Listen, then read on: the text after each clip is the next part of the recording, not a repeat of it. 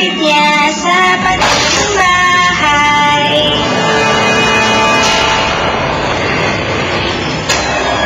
May inuwi si nanay sa bahay.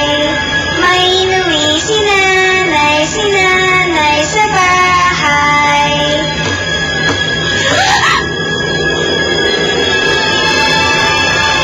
Bago ang tawag ng mga enchik dito.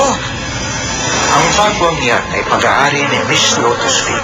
Sumumpa si babae sa salamin ng bagwan bago siya namatay. At ang sumpa ay kumuha ng kaluluwa sa sino mang makikita ang sarili sa salamin. Paano natin masasagip ang mga taong sumilip sa salamin? Paano mapuputol ang sumpa? Wala kang dapat ipangamba. Ikaw ang may-ari ng bago. Wala sa iyo ang sumpa.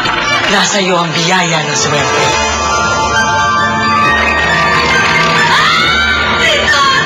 Kaya mo bang isugal ang buhay ng mga taong mahal mo?